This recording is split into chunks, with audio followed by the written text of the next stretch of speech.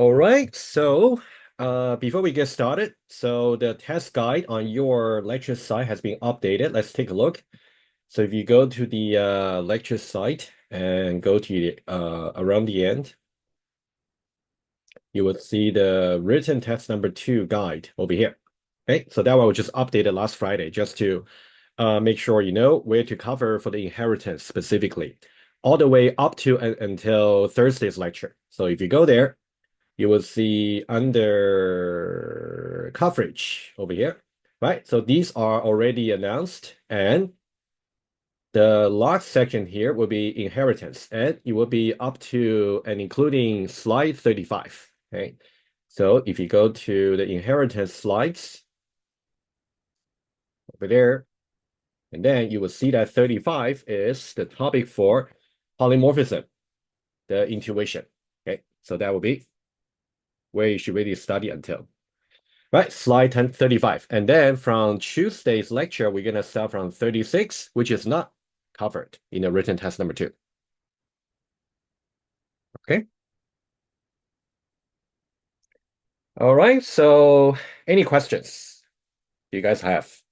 I would suggest we maybe start with if you got any question from the lecture or the example. I can definitely go over some of the question on the practice test. I can see some of you posted on the chat, but I would say I will pause for a bit to see if you guys got any other question, any concept you want me to clarify from the lecture. I think that might be more important, right? Because your practice test is not meant to be complete. I can go over maybe in a bit. Anyone? I have a question about typecasting. Okay, what about it? So I was just wondering, this might be like kind of like an edge case, but what if we have like a class hierarchy, like class A and class B inherits class A, but class A has only private Hmm. attributes and methods. Would casting type B, Right. some object in instance of type B into class Okay. A cause an error? Sure. So I would say for typecasting, to be fair, we haven't really completed story just yet. So the case you just mentioned about when we might run into some runtime error for the typecasting, that one is not going to be covered in the written test number 2. So to be more precise, if you go back to the lecture for equality, okay, so let's go there. I think it might be better to go for this one here.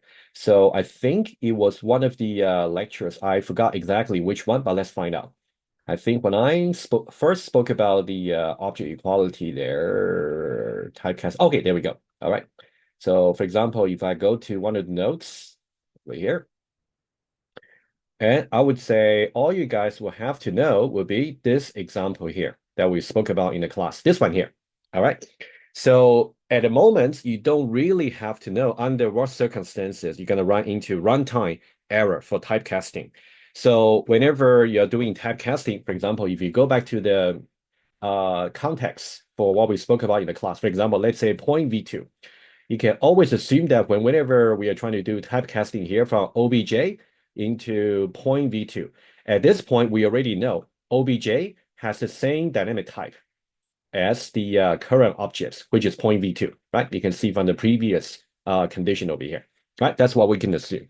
And because there's no written test number 3, so for any cases where you might run into runtime error when you do typecasting, that's going to be covered in the final exam, not in the written test number 2. Does that kind of answer your question? Yes, thank you All very right, much. that's good. Yeah, so just focus more on this example here. I think that'll be enough for the written test too. All right. All right, can I clarify call by value examples? Yes, I can, but if you guys can let me know which one you want me to clarify. Let me just bring up the notes first. Okay. I think we spoke about quite a few call by value example. Why don't we see which one you might be needing some clarification? Okay, a moment. This one here is not really example, just to clarify terminology, parameter versus argument. And whenever you actually got call by value, it is when you have a method call, something like this, right? You can see context object CO, the method with some arguments. As soon as you have a method call like this line, implicitly there will be an assignment parameter assigned to arguments, right? Just remember that's the implicit assignment that's going to happen behind the scene. And once we got that, we got two cases really. So case number one would be when the parameter and arguments are primitive type, in which case it would just be call by value, just the value of the primitive value, which is just a copy. For example, make a copy of 10, so you got another 10 over here. On the other hand, if you actually got the reference type, parameter, and also arguments, in that way, call by value, value there will be the address value for the parameter and arguments. In which case, let's say argument over here is it's an address of some circle objects. So when you say call by value, it's actually going to copy the value of the address that is stored in arc over here. And then the parameter C is going to store the same address. So visually speaking, C is going to point to the same circle objects as pointing to by arc over here, right? And then we also got other examples. So which example are you talking about to clarify? Which one? Is it this one here or this one here? Yeah, it's this example right here. This one here? You mean the Yeah. reassigning reference parameter? Yes, yes. Okay, sure. Let's do that. No problem. I can possibly redo that example together. Just bear with me. I'm gonna just copy the stuff. Just give me 30 seconds. And then I'll switch to iPad. One moment.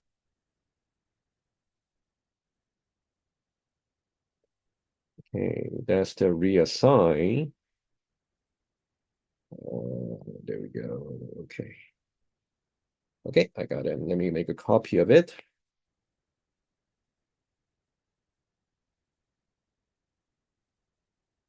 Okay, then let me paste it here.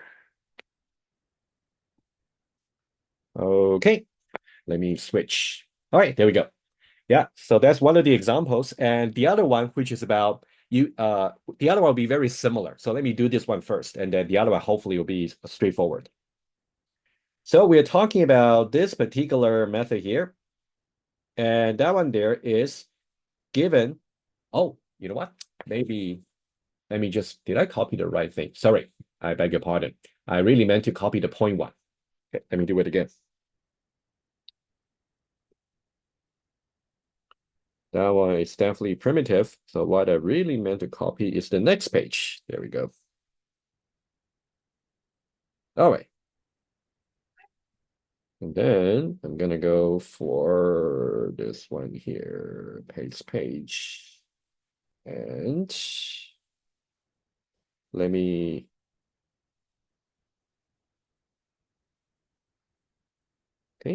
delete the wrong one and then I'll move again. Okay, good. Sorry for the delay. All right, there we go. So this one here, so the method that we are trying to call is a mutator. And that one there has a reference parameter. And the parameter is called Q. So later on, we're going to say Q is assigned to some arguments later. Okay, that's when the callback value is taken into effect. And the body of implementation here, we're creating a new point object here called MP, new points. And then we are trying to reassign Q into MP. So as soon as you see a method like this, you should know that whoever is writing this method over here is not really understanding callback value very well. Because when you say you want to reassign the parameter here into another object, it's not really going to reassign the original copy of the arguments. It is not really going to, because Q is just a copy of the original argument. But let's now take a look to see exactly what I meant. All right, so this fragment here is just about a point class, which is very conceivable, just X and Y. Let's now trace line by line. So the first line here, we just got utility. We don't need to draw anything. And the second one here is a point object P. So P points to a point object here with 3 and 4. So we got X and Y, 3 and 4. X, Y, 3 and 4. All right. And then we got another line here. So this is just for testing purpose. So we got reference of P before calling the method, basically. And that one is going to point to wherever P is pointing to. So this is the one. Okay. So reference of P before. All right. And the critical method that we're going to consider will be this one over here. All right. This is the way the callback value is going to happen. Whenever you see a method call with the argument, then you have callback value always. That one there is calling this method here. And you want to either draw yourself or think about in your mind. The way we connect these two is by callback value. Okay. So this one here, and then the callback value implicit assignment will be from parameter on the left-hand side. So it's going to be, okay, I'll put a star here. So the star will be Q parameter is assigned to the arguments P. Right? So this is very critical for you to know. Right? And how do we visualize this? So that means your parameter Q is just a reference variable, is going to point to wherever P is pointing to, like this. So now you should really see right away, even before we trace the body of the method here, if you try to reassign Q into something else, it is not going to change anything about the original argument P over here. Never, ever possible, right? So if you try to trace this fragment here, so we got a new point, MP is a new objects. So we got MP here pointing to another point objects. And that one there also got X and Y. X and Y. Oops. X and Y over here. And then we got 6 and 8 here. 6 and 8. All right. And then finally, we got Q is assigned to MP. So we are reassigning the parameter Q. But don't forget, Q itself is not really P. It's just a copy of the address that's stored in P. So as soon as you do this one here, you're going to reassign Q into wherever MP is pointing to. That's what you have. All right, so that's callback value. So you might, for those of you who might be thinking changing Q over here is going to impact the P over here. As you can see, diagrammatically, it's not the case, right? Right, if you try, okay, we're done with the method call. Okay, if you're trying the assertion here, so P is still the same as the reference before because these two are still pointing to the same object. So this one should pass. And P dot get X will be 3. That's true. P dot get X will be 3. And P dot get Y will also be 4. On the other hand, if you go back to the notes from the lecture, if you try to go over the follow-up example over here, and that one there, we are not really trying to reassign the parameter Q. Instead, we're just calling mutator method on the Q. All right, that's something you want to pay attention to. Does that answer your question about the callback value? Yeah, that makes sense. Thanks. Okay, very good. So I think you just want when you compare these two examples, just remember the first one here, we are trying to reassign the reference of Q. And the second one, we are trying to call a mutator method on the parameter reference Q. So they're different. And only the second one makes more sense because the first one is not going to impact anything about the original arguments. Okay. All right. All right, guys, next one. Anything about a lecture? Maybe we can save maybe the final 30 minutes, 20 minutes to go over maybe some practice test question. We can do that. But for now, we can prioritize your question about a lecture. All right. You can type on the chat or you can just speak up.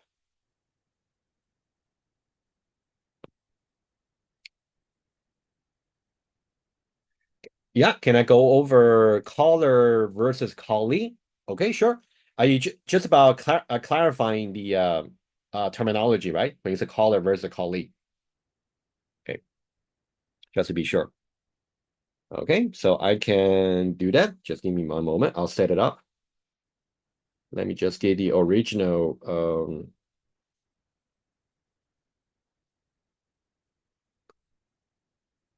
with one example. Okay, sure, why not?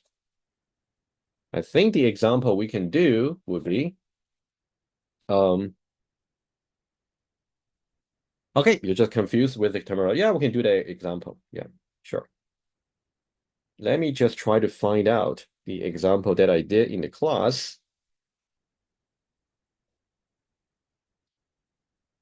Bear with me, I'll find it out.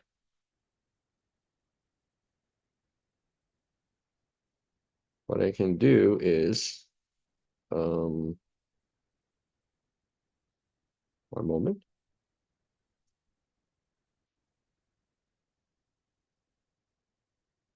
You know what? How about this one here? Let's do a new one. Still like a point example. Okay, how about that? All right, so we got caller versus callee.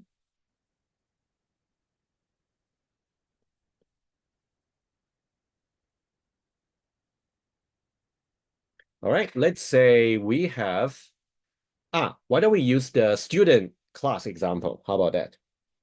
Let's say we have a course class. Okay, we say class course, and then let's say here we got maybe string name. Okay, just put the name for the course for now, for simplicity. And then we have a method called void, and then register. Let's say we got register, we got course. Okay, that's good enough. Okay. Okay, let's say we got course over here. And then let's say we got class students. And then let's say we got an array of courses. So course array courses. And then of course you got integer number of courses. And let's forget about instructor for now. Sorry, I forget about the constructor for now. And let's say we got a mutator register. And the register is going to take a course parameter, C, and then some implementation here, right? Let's introduce one more class, okay? And then we can talk about caller callee, okay? So let's say we have a class, let's say student management system, all right? Of course, curly brackets here. You know what I mean, okay? Student management system. And then let's say we have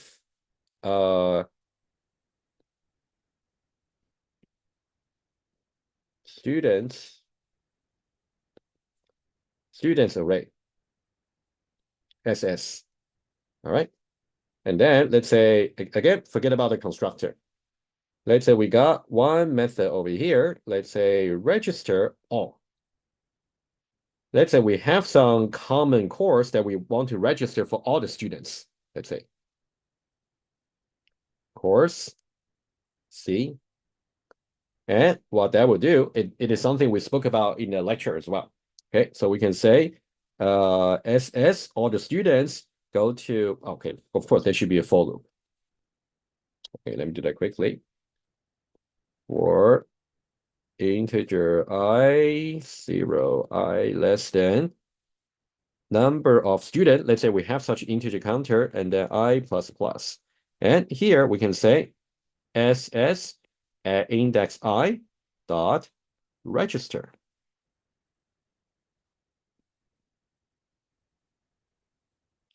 All right, so now we can talk about caller callee. This is a method call here. This is a method call, and you want to think about the type of objects. So this is the callee. All right, so this is the method being called here, and then you can see SSI. What's the type? Because SS is a student array. At any index I, it should be a students. So we are calling basically the register method from the student class, which correspond to this register method. This one over here. So students, the register will be the callee. Okay. So in this case, the callee will be the student class register method. And what about the caller? Caller will be the context where you're making that method call. In which case, it would be the student management system inside this register all method. Inside this method, we're calling the register method from student class. All right, so these two together will be the context for the method call. So when we talk about the caller, it will be as student management system and then register all.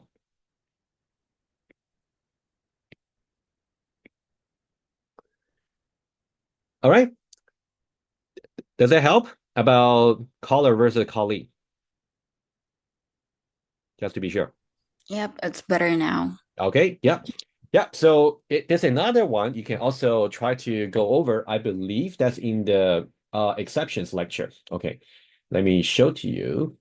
The If call stack you method for the exception, like whether to handle it or not. Are you talking about that one?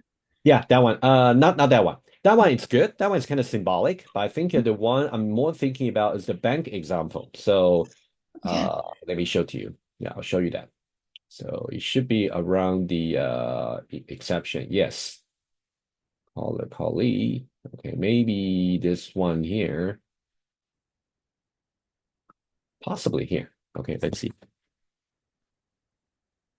Okay. Oh, guys, by the way, so when you study for the exceptions, you want to make sure you can study also this kind of diagram, right? To see how the hatch was specified. Requirements should be obeyed, right? That's important. It's not here, but here also call a callee for sure. But let me just give me one more moment. I will find that out. Maybe not here. I'm talking about the bank example. And this diagram here is also very important, right? That one's about how do you know how far you should really obey the catch or specify example, right? That's also something we discuss in detail in the lecture.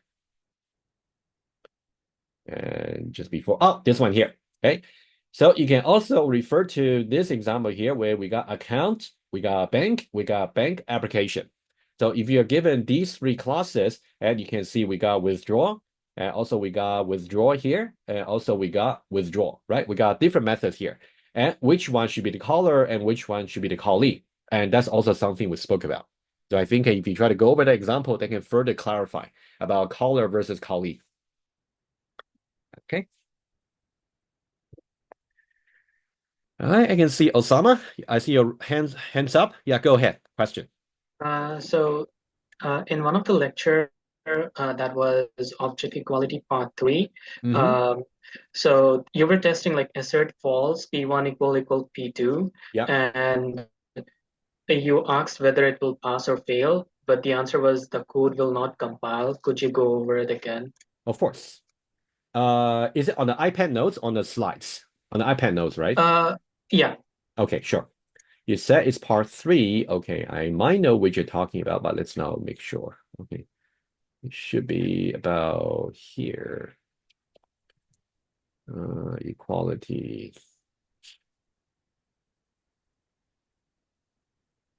Okay, maybe here.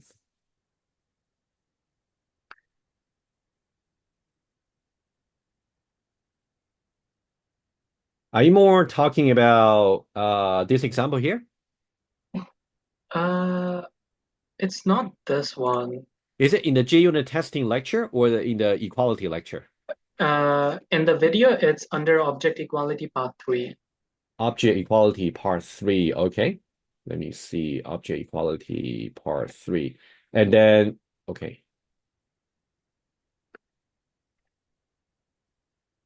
Okay, so let's see.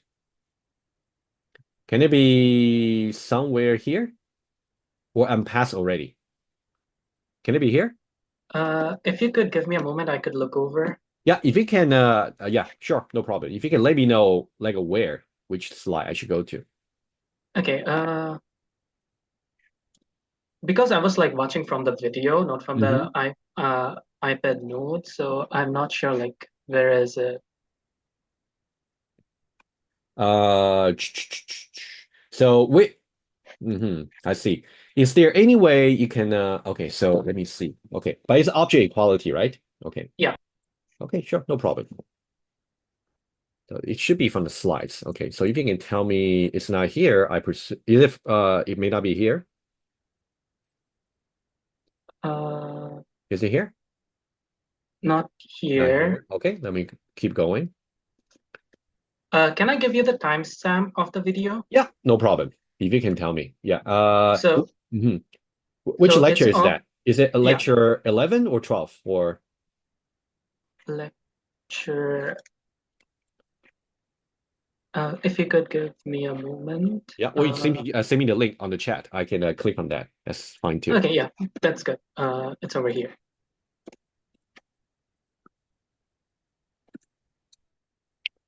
All right.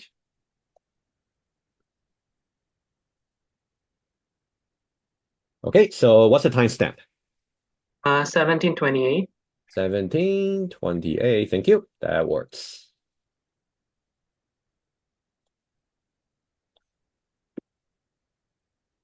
Okay, I see. I see. Okay. So that one, that's testing equality of points in J unit. Got it. Got it. Okay. Let me get a page. There we go. Give me one moment. Okay. That one there. Okay. V2. Okay, got it. Let me copy that page and then we'll talk about that one.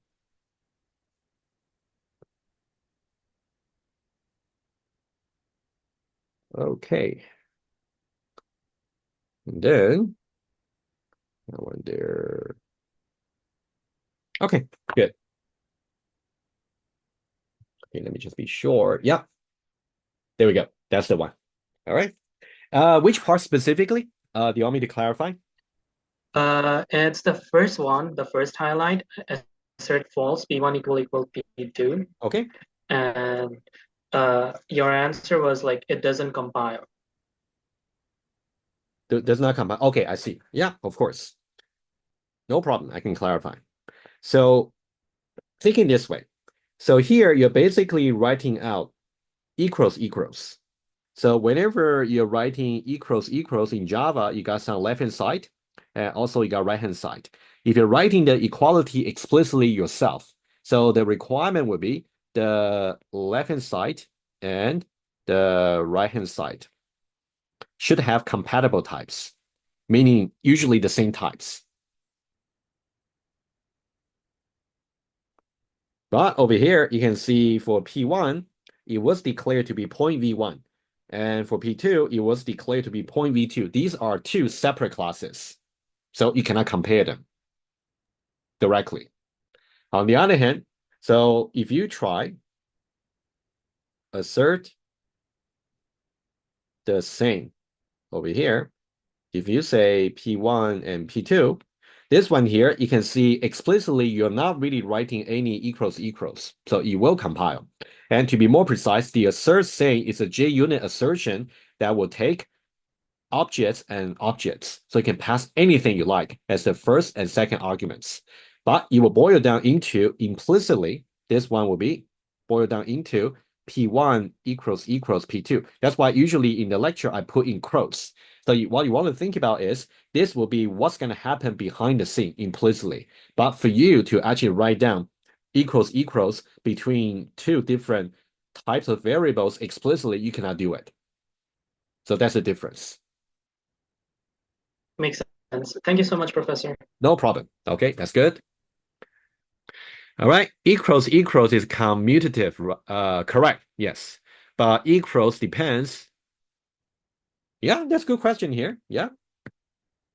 So in general, if you say some, let's say object 1 equals object 2, the same result should really give you object 2 equals object 1. Okay? So this one should really be the same. If you try to compare this one here, it's going to give you a Boolean, and this one here is also going to give you a Boolean. And if you try to say equals between them, it should be true. All right, number one. All right, and number two. What about equals method? For example, let's say if you got, let's say P1 dot equals P2. And also P2 dot equals P1. So these two are in general not necessarily commutative, although it should really try to make it commutative. But what I want to say is here, the version of the equals that's going to be called depends on the dynamic type of P1. Okay, so the version depends on the dynamic type of P1. For example, if P1 currently is pointing to, let's say, point V1 objects, in which case, from our class example, point V1 is actually a class where you don't really have the overridden equals method. In that case, it's going to invoke the object version of the equals method. On the other hand, if you got this P2 here, let's say the equals method here. So this one version depends on the dynamic type of P2, right? The context object here. But let's say hypothetically, if P2 is pointing to dynamically some point V2 objects. And in our class example, point V2 has the equals method overridden. So it's going to call that version. So you're basically calling one version here and the other version over here. So in general, you can assume it's going to be commutative. So when you say these two are equals each other, because each one of them returns a Boolean, you cannot really say this is going to be true in general. Not necessarily. Okay. Good. All right. All right, guys. Any other lecture example? I think so far I have one request about going over one practice test question. We can definitely do that. Okay. And Zach, you got some question? Go ahead. Hi, Professor. I just had a quick question. This is from the aggregation composition slides. You know how we were given a diagram with like Yeah. various different containers? Yeah. Like for example, we would have a student container, a Yeah. course container, and a faculty container. Yeah. Could you just go over like how we would trace the containers if you would give us like a diagram, how we would trace it? Okay. Yeah. So sure. So if I go to that, let me just make sure, because when you say trace, I just want to be clear if you want me to trace that code. So let me just go there first. Okay, let me see this one here. I think the better word would be how we would read it. Oh, read the diagram. Oh, Yeah, okay, got it. Okay, yeah, no problem. like these, Yeah, I yes. was more thinking about you asking me to trace this code. Oh, Okay, okay. apparently that's not what you meant. Okay. Oh, how you read it, right? Okay, why don't Yes, we take yes, this yes. one? Yeah, let's take this one for example. Let's do it. Okay, let me now get that one. There we go. Yeah. Okay, good. All right, let's now talk about this one here. Okay. So whenever you see a empty diamond over here, so that means aggregation. All right. And then you would say, so the diamond is always attached to the container side. Okay. So this will be the container side. And the other side will be the containee. Okay. So there, as far as this particular aggregation relation is concerned, this is how you trace or interpret that. Okay. So let me write it down here. So you would say students by aggregation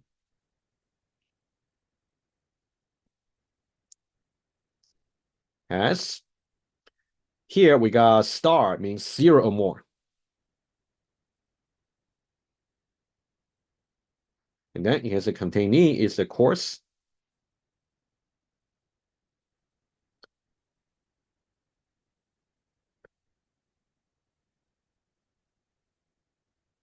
It's there. Okay, CS is like an attribute name. You can think about CS stands for courses. All right, so you can think about student here correspond to where the diamond attached to. And here we got aggregation, which is the empty diamond here. And also we got 0 or more that correspond to the star over here. On the other hand, when you got, let's say, one here, that means only one containee, just one. But in general, you can have more than one. And then you got here, let's say here, you got coarse. That will be the other side of the diamond. So that will be the coarse object, right? Coarse. And finally, this one here, CS, will be the name of the containee. CS. And usually, if you try to implement this aggregation, the CS will be the name of the attributes for the aggregation. Okay. Do you think is that what you asked me to do? To trace? Yeah, that makes sense now. Okay, very good. Yeah, Yeah, now I know how to do the rest, so it's fine. absolutely. Yeah, if Thank you you. go back to the lecture, I think the beginning example that we spoke about, that one you can also review. Okay, thank you. No problem. And guys, just one more thing to say. When you see this particular diagram here, I might just ask you, for example, how many aggregation relationship do we have, right? In this case, you just got to count how many empty diamonds we have. We got one here, we got one here, and we got one here. If I got another line, for example, here, but I got maybe solid diamond, that one should not be counted as aggregation. That one should be considered as composition, right? So we're ready down here. So here we got 3 aggregation relationship.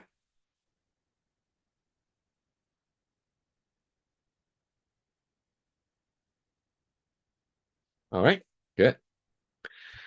Okay, so can I go over the difference between the overridden equals method for an object versus an array? I'm not exactly sure what you meant. You mean how to use the are you more referring to the class example here? Okay, lady. I'm not exactly, I'm just trying to guess what you're asking here.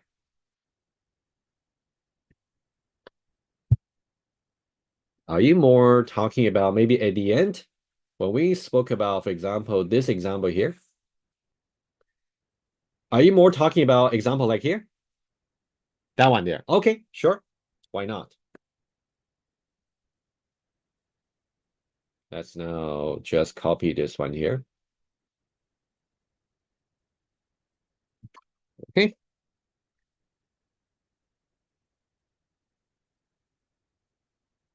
Okay, that one there. There we go. Okay.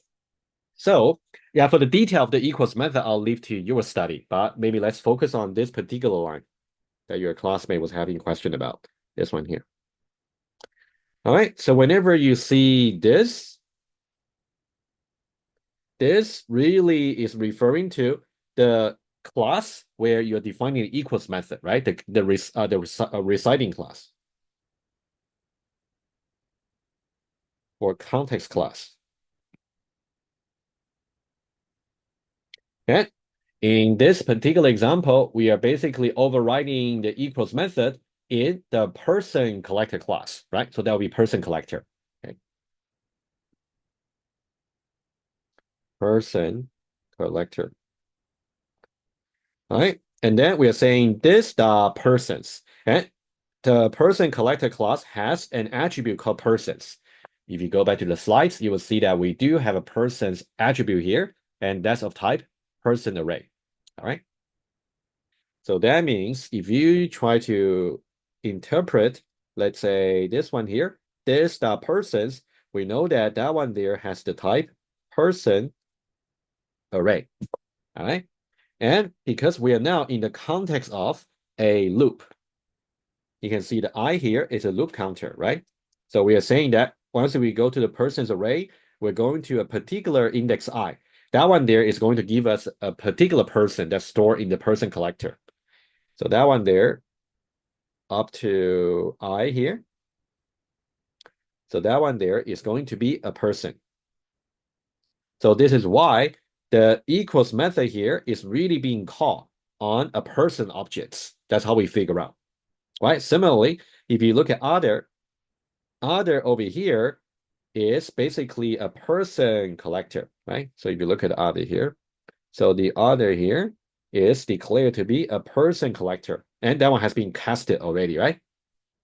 So that's why this one here, other the persons, other is a person collector, other the persons has the type persons array. And finally, if you say other the persons at index I, that one there is also going to give you a person. So what you're doing is you're calling the equals method from the person class, and the argument over here has the type person. Does that help? You clarify? Just to be sure. All right, very good. All right. Another thing I believe I also spoke about in the class was, let's say here, rather than just comparing the equality between the two persons, is it possible to compare, let's say, the first name of the two persons, right? Let's say the only thing we want to compare is not a person entirely, just their first name, right? I'll write down the expression. You can think about it when you study. So you can write something like this dot persons at index I, right? And then once I get a person, I can go to get their first name. And then once I get to their first name, I can say equals. And then I can say here other dot persons at index I, and then the first name. Okay, let me just write it down completely.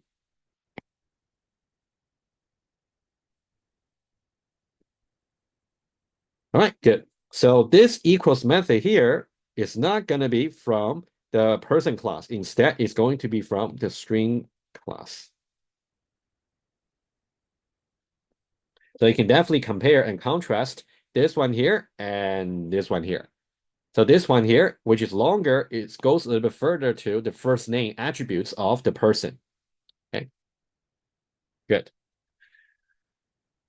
All right, guys. If no further question about lecture, I think your colleagues actually, your classmate actually mentioned about two questions, I believe, about the practice test, which I can go over as well. And let's say we go over those two questions first on the practice test, and after that, you can still ask me lecture related question. How about that?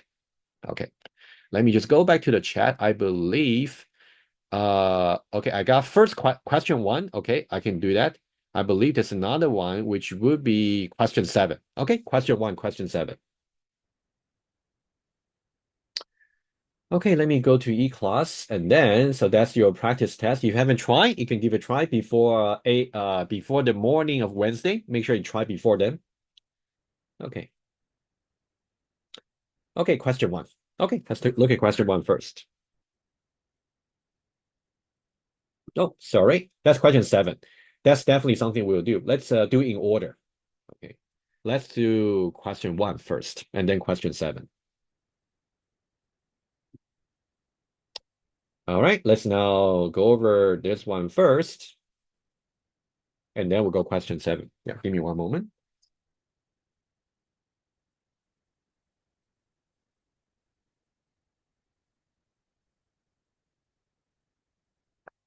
Okay.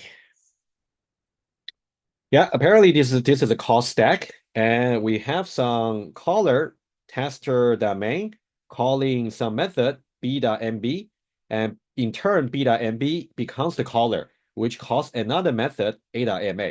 So you can think about, as far as this method call is concerned, this is the caller, this is the callee. As far as this method call is concerned, this now becomes the caller, and this is the callee. All right. And then we're saying that somehow this callee over here throws some exception, negative value exception. And typically for the origin of the exception, we don't really try to catch, we try to specify. So that's why we simply throws this particular exception without catching it. And then for this particular caller, it doesn't really catch the exception. That's why you also try to forward it. We try to also specify it to the next caller. And then for this particular one, it does try to catch it, in which case this will be the catch option. All right. So now let me just make a notes. So for this method here, for this callee, which is the origin of the method, they opt for the specify option. And for this particular caller over here, you also opt for the specify option. If you remember, it's called catch. or specify. Catch or specify.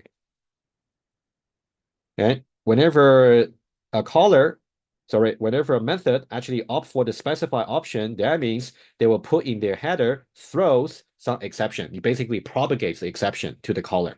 Okay.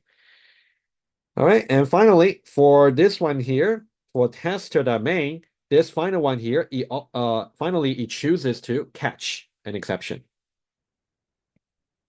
Although it doesn't really have to. If you go back to the to handle or not to handle example that we did in the exceptions lecture, it is also possible that the tester.main may also choose to specify it, in which case it will be the exception will be propagated all the way to the console. All right. Okay. Anyway. So we got two specify option. We got one catch option. How many methods opt for the specify option, right? Apparently two. One here and one here. So it should be two. Okay.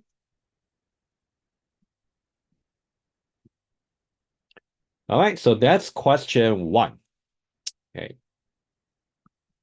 And let's now go to question 7. One moment. Let me, there we go. So I'm just trying to navigate. There we go. There we go. Here, question 7. All right, question 7. Let me copy the question here, and then we'll discuss it. It looks like that's about short circuit evaluation. Looks like, but let's now see.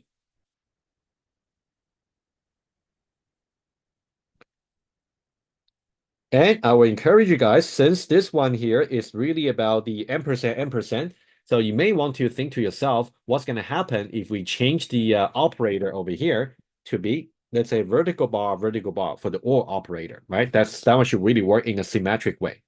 Okay, let's read it together. So we assume that we got NS integer array. So NS has is an array. You can visualize it right away, right? So has length 3, 0, 1, and 2, right? You can put it aside. NS dot length equals 3. And we also got some integer variable I, right? And what we have is we're using ampersand, the AND operator. And you can see this indexing notation here is really something that we would like to guard, right? Meaning that we want to protect it. If you give any I over here, that's either strictly less than 0, for example, -1, -2, or give something that's strictly larger than 2 or larger than or equal to 3, like a 3, 4, or 5. In these ranges, we should really get some array index out of bound exception. So you want to make sure you really protect this very well. Okay. So you want to think about this expression here should be guarded.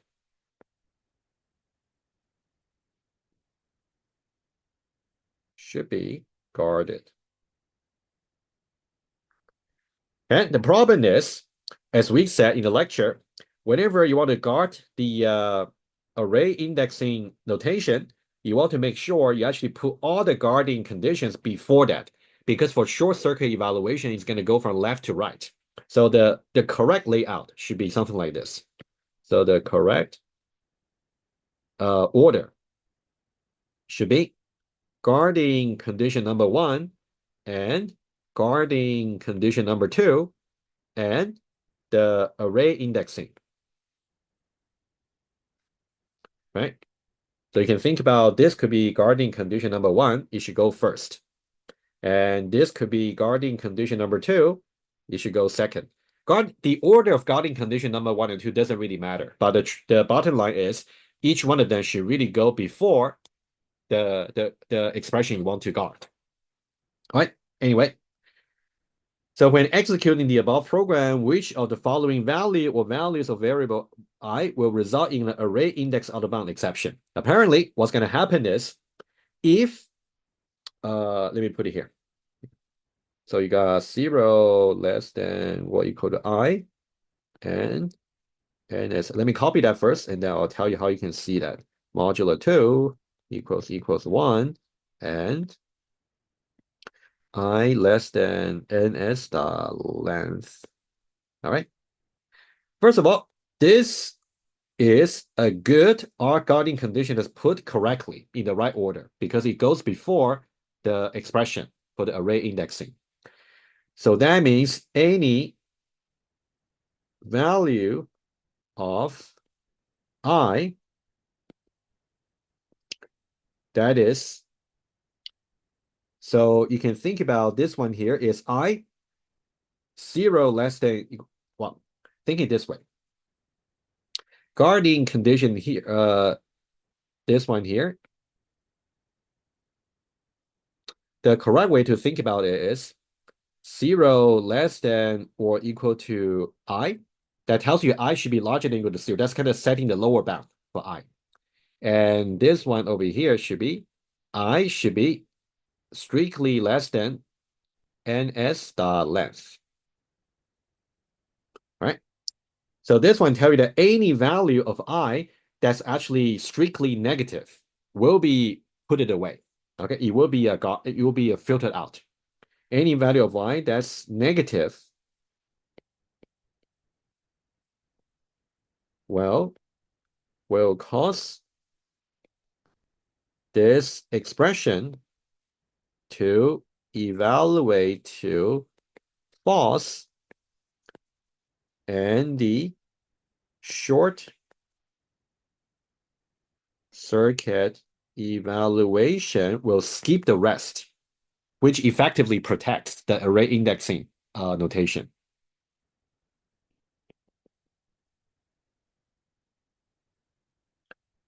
Let's see one example here. So for example, if you got -2, -1 over here, right? If you got these two values over here, let's take -2, for example. If I is -2, so now 0 less than or equal to -2, apparently it is false. In which case, false is going to cause the short circuit evaluation to skip the rest. In which case, we are never gonna evaluate this array indexing expression. So we are never actually try ns at index -2. So we kind of protected it already. So these two should not be chosen. Instead, this expression here is really meant to guard the I value that's kind of too large. This is a guarding condition meant for too large I value. So what do I mean by too large? Too large would be, let's say, if somehow I is not strictly less than ns at length. In this case, I maybe 3, maybe 4, maybe 5, in which case 3, 4, 5, and so on will be invalid, too large indices for the array, right? And what you should really know is over here, too large I over here, but this guarding condition is misplaced. Somehow is placed after evaluating this expression, which doesn't make sense because evaluation will go from left to right. You're trying to evaluate this expression first before evaluating its guarding condition. So what we should really choose any value that's actually beyond the largest index of this array. Anything that's larger than 2, which would be 3 and 4. All right. So the correct answer should be 3 and 4. All right, that's question 7. Of course, I'm trying to explain every detail you're supposed to know. When you actually answer the question, if you understood everything already, you don't need to write this many notes on your sketch paper. Alrighty, no problem. All right, guys, any other questions? Go ahead. If you we still have some time. If you want me to take a few more minutes to help you, that's no problem.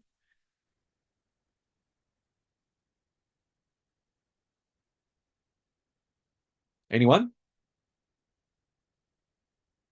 Okay, let me see. Okay, let's see. The rightmost statement was in the middle, it wouldn't have an exception. Yep. So the correct way of putting this would be if you think about, okay, so already here. Apparently this one has trouble.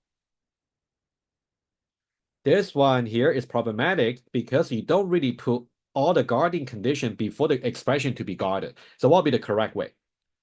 The correct way would be number one, we say 0 less than or equal to I, and number two would be I less than n as the length, also and n as index I modulo 2 equals 1.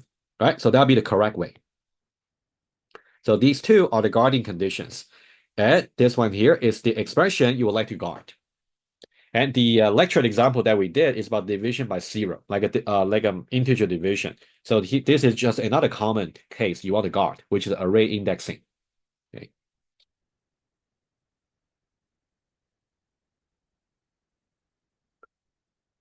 All right, any other questions?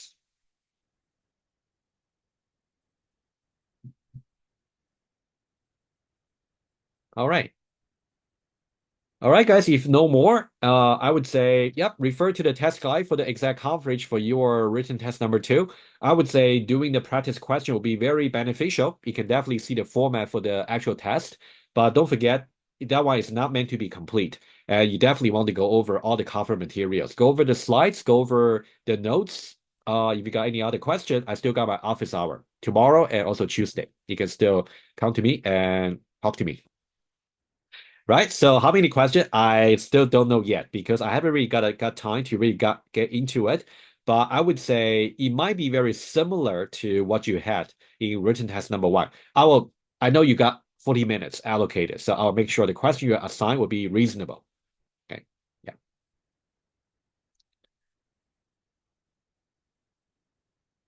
All right. Nikki, you also got question? Go ahead. Yeah, Prof, I just want to ask, like, will the difficulty level gonna be like similar to our practice test, or like it's gonna be higher, or what? It might be higher. So the situation will be very similar. So when I gave you the practice question for written test number 1, and the actual test may test a little bit more because the practice question are really meant to give you some idea about what question might look like. So you definitely get some easy questions, but you might also get some more challenging questions as well at the same time. So Okay, perfect. yeah. Okay.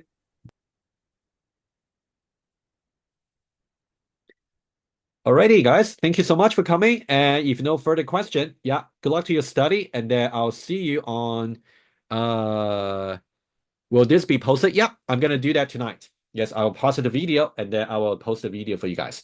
Have a good night, and then I will see you on Tuesday class. If you want to talk to me, I got Zoom office hour tomorrow and also Tuesday. All right, guys, take care. I'll see you later. Bye-bye.